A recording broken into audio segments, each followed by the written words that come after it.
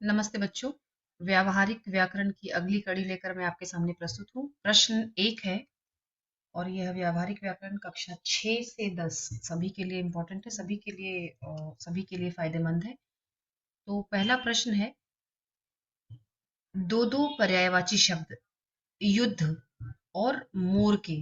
तो युद्ध के लिए लिखिए समर, संग्राम। वैसे बहुत सारे पर हम दो लिखेंगे यहाँ पर। मोर, मयूर और शिखी। मोर के लिए कलापी भी लिख सकते हैं, मयूर, शिखी, कलापी। तो ये हो गए पर्यायवाची शब्द। अगला शब्द है विलोम, आकर्षण। आकर्षण मतलब अट्रैक्शन, इसका विलोम है विकर्षण। आकर्षण, विकर्षण। कठोर का विलोम लिखिए कोमल। कोमल, कठोर का विलोम होता है कोमल। अगला शब्द है विशेषण बनाना। जहर से बनाइए विशेषण जहरीला। जहर से विशेषण है जहरीला। तो नाटक से विशेषण बनता है नाटकीय। शुद्ध रूप लिखना है हमें अविनाशी। यहां लिखा है अविनाश कैसे लिखते हैं? सबसे पहले आप जानिए विनाश। यह है विनाश। विनाश के पहले हमने लगा दिया तो ये बन गया अविनाश। और आपका शब्द है अविनाशी। तो यह शब्द बनेगा अविनाशी। अगला शब्द है, अगला जो प्रश्न है, मुहावरों से वाक्य रचना। धुन का पक्का। धुन का पक्का मतलब एकदम पैशनेट, फोकस्ड। कोई चीज सोच लिया है, उसको पूरा करना है। तो हम यहाँ वाक्य रचना कर सकते हैं। राहुल बहुत लगन से पढ़ाई कर रहा है।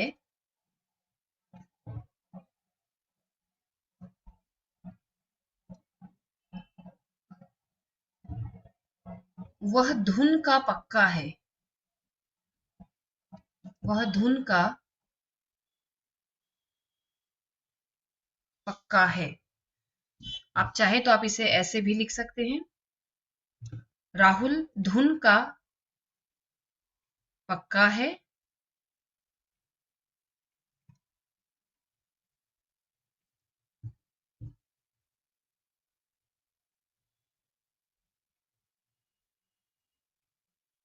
बहुत लगन से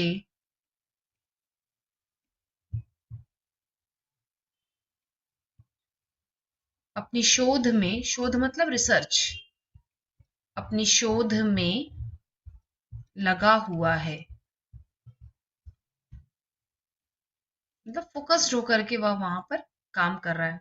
यहाँ मुहावरे को अंडरलाइन जरूर करिए, रेखांकित जरूर कीजिए। अब अगले प्रश्न पर बढ़ते हैं हम। अगला प्रश्न है डू एज डायरेक्टेड। परिश्रमी व्यक्ति कभी निराश नहीं होते, मिश्र वाक्य में बदलना है।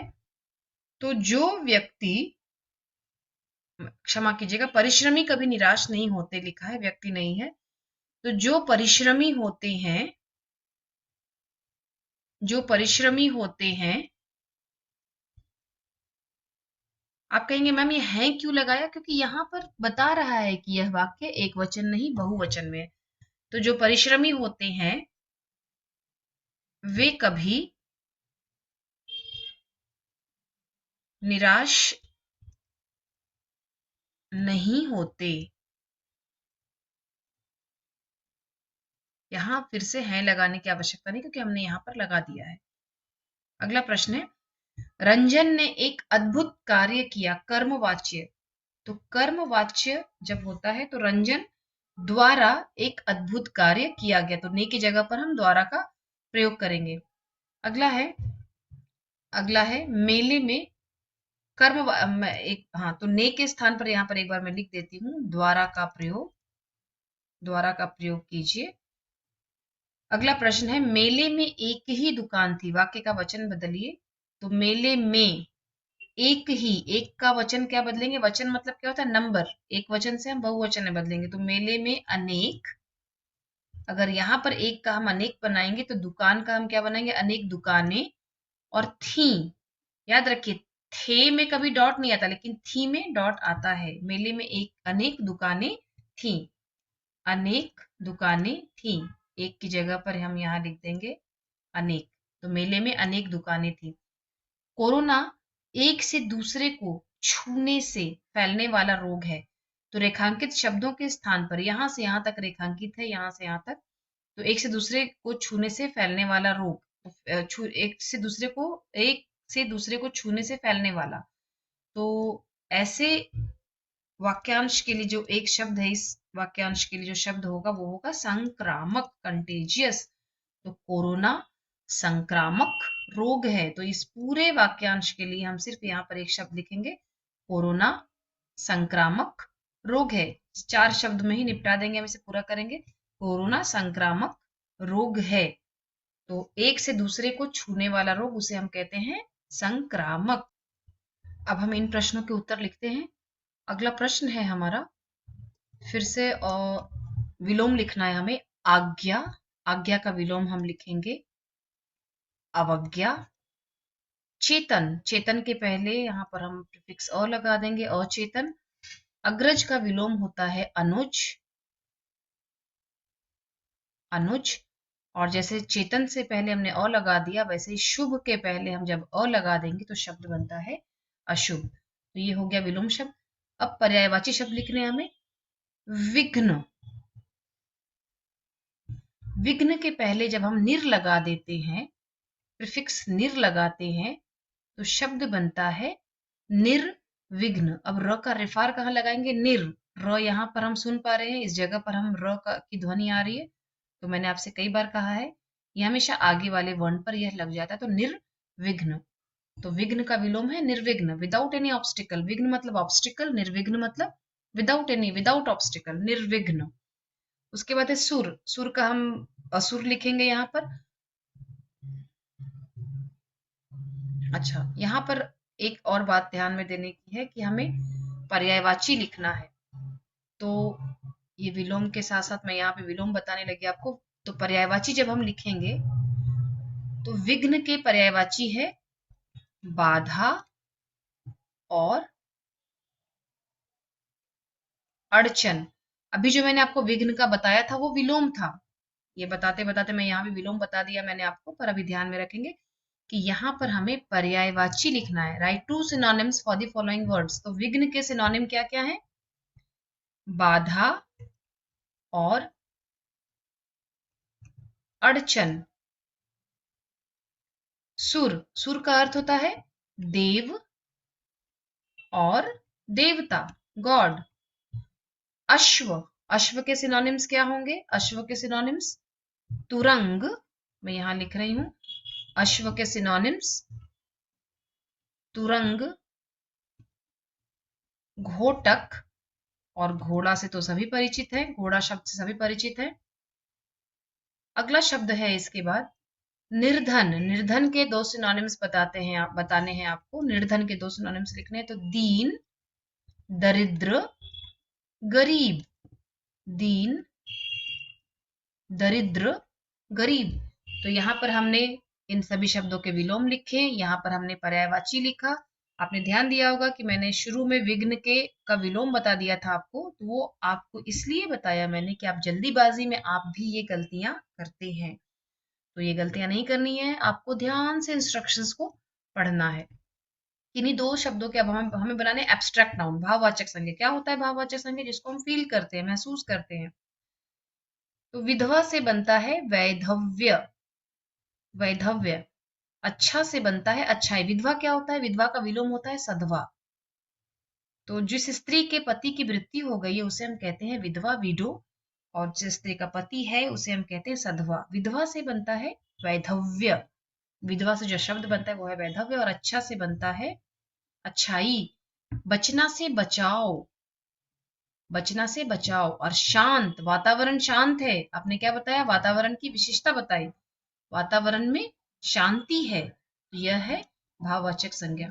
इसके बाद है शुद्ध शब्दों को लिखना है, हमें इन सभी शब्दों को शुद्ध करना है। तो शब्द है मर्यादा, मर्यादा। निष्फल, निष्फल। जैसे आपने पढ़े हैं शब्द निष्कंटक, निष्कंटक मतलब बिना किसी कांटे के। निष्फल मतलब बिना किसी रिजल्ट के। ठीक है। तो जो जिसमें मतलब कोई जिसका कोई फल ना हो, मैंने बहुत पढ़ाई की, आपने बहुत पढ़ाई की, लेकिन आपको आपको रिजल्ट जैसा रिजल्ट चाहिए था वैसा नहीं हुआ आपको। आप सपोज आपने इंजीनियरिंग के एग्जाम की तैयारी की लेकिन आप पास नहीं हुए, तो वो निष्फल रहा परीक्षा। हालांकि ऐसा नहीं होता है, आपको काफी कुछ सीखने को मिला वहां पे।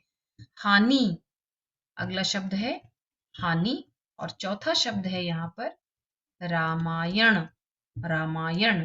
तो इन सभी शब्दों के हमने शुद्ध रूप लिखे हैं और ये अशुद्धि शोधन में भी ये आता है। अगला है किसी एक मुहावरे की सहायता से हमें वाक्य रचना करनी है, पर हम जो भी जितने मुहावरे हम उन सभी से वाक्य रचना करेंगे। आंखें फेर लेना, आंखें फेर लेना। स्वार्थी मित्र, स्वार्थी मित्र जो सेल्फिश लोग होते हैं, सेल्फिश फ्रेंड्स होते हैं, स्वार्थी मित्र अक्सर आंखें फेर लेती हैं। स्वार्थी मित्र अक्सर आंखें फेर लेते हैं।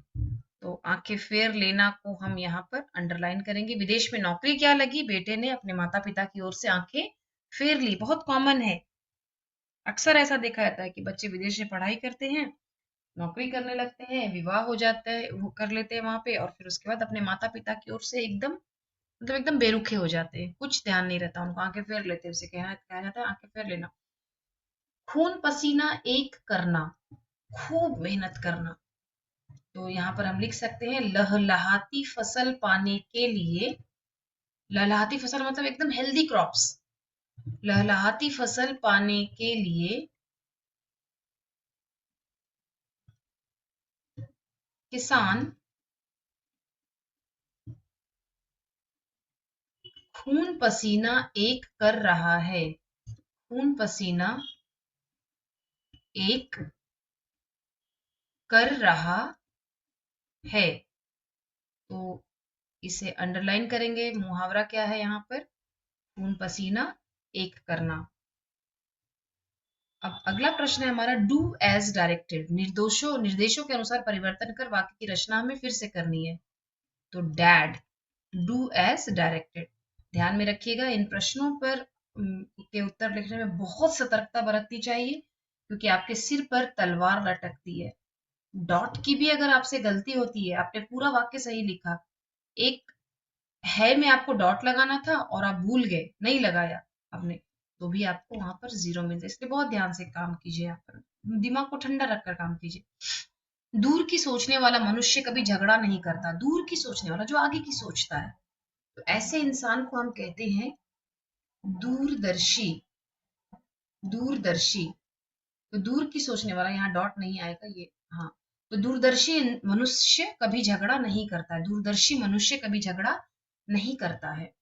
अगला प्रश्न है, अगर सपोज मैं इसमें से आपको एक और एक मैं आपको और इंस्ट्रक्शन दे रही हूँ कि इस वाक्य को मिश्र में बदलिए। तो जो दूर की सोचने वाला मनुष्य होता है वह कभी झगड़ा नहीं करता। तो यह बन गया मिश्र वाक्य इससे। मुख्य अतिथि ने पुरस्कार वितरित कर दिए थे। वितरित मतलब डिस्ट्रीब्यूट करना। मुख्य अतिथि जो चीफ गेस्ट है उन्होंने पुरस्कार वितरित कर दिए थे। तो वर्तमान काल में थे है, थे मतलब भूतकाल, वर्तमान काल में बदलना है। तो मुख्य अतिथि, अब देखिए जिस वाक्य में ने होगा, तुमने यह काम किया, राजा ने ऐसा किया, तो ने है मतलब वो पास्ट टेंस में। सबसे पहले तो ये ने उड़ा देना है, हमें हटा देना है इस ने को। तो मुख्य अतिथि पुरस्कार वितरित कर दिए थे। एक ही अतिथि है लेकिन दिए थे है, क्यों? क्योंकि हमने उनको सम्मान देते हुए लिखा है। तो मुख्य अतिथि पुरस्कार वितरित। तो जब भी वर्तमान काल में लिखते हैं, अगर सिंगुलर है तो ता लिखेंगे, प्लूरल है तो ते लिखेंगे, और अगर स्त्रीलिंग है तो ती लिखेंगे, हम पुल्लिंग है तो ता लिखेंगे। लेकिन यहाँ पर रिस्पेक्ट देते हुए हम इन्हें लिखेंगे करते हैं। आप कहेंगे मैम एक वचन है मुख्य अतिथि, फिर भी आपने ते हैं क्यों लिखा है, करते हैं क्यों लिखा है? सम्मान सूचक है, इसलिए ध्यान देंगे। तो यहाँ पर कुछ हम ग्रामर का थोड़ा सा काम हम और करेंगे। जो इंसान झगड़ा करता है बहुत ज्यादा, तो विशेषण क्या बनाएंगे? झगड़ालू। मनुष्य के सिनोनिम्स क्या बनाएंगे? मानव, मनुज। ओके, मानव और मनुज। सोचना से भाववाचक संज्ञा क्या बनेगा? सोच। सोच। मुख्य अतिथि, अतिथि के सिनोनिम मेहमान, मेहमान आगंतुक लिखिए, अभ्यागत लिखिए, पाहुना लिखिए, पुरस्कार इनाम, सिनोनिम्स ये लिख रहे हैं हम इनाम, और पारितोष। आप कहेंगे मैम ये सब क्यों लिखा रहे हैं, ये सब नहीं लिखने को कहा गया, ये एक एक्स्ट्रा ग्रामर के लिए और थोड़ा सा मैं आपको यहाँ पर बता रही हूँ कि इसके क्या आंसर्स हो सकते हैं। तीसरा है इसमें, जैसे ही खेल शुरू हुआ वैसे ही भीड़ जमा हो गई। आप पहले बताइए कि यह किस प्रकार का वाक्य है। मुझे आप कमेंट करके बताइएगा कि सिक्स्थ का सी, या आप सिर्फ सी लिखेंगे तो भी चलेगा, या सिक्स्थ सी लिखिए और वहां बताइए कि ये किस प्रकार का वाक्य है। जैसे ही खेल शुरू हुआ वैसे ही भीड़ जमा हो गई, जैसे से शुरू हुआ, पहला वाक्य दूसरे पर डिपेंडेंट है, दूसरा वाक्य पहले पर डिपेंडेंट है, तो जब इस तरह से वाक्य जब होता है तो वह किस प्रकार का वाक्य होता है, ये मैंने आपको क्लूज दिए हैं, मुझे आप जरूर बताइएगा कमेंट बॉक्स में। आपको बदलना है इसे सरल वाक्य में। तो जैसे ही खेल शुरू हुआ वैसे ही भीड़ जमा हो गई, तो खेल शुरू होते ही, खेल शुरू होते ही, खेल शुरू होते ही भीड़ जमा हो गई। हमने इसे सरल वाक्य में यहाँ पर बदल दिया, खेल शुरू होते ही भीड़ जमा हो गई। तो जरूर लिखित अभ्यास कीजिए। मैं आशा करती हूँ कि ये वर्कशीट्स आपके बहुत काम आएगी। धन्यवाद, नमस्कार।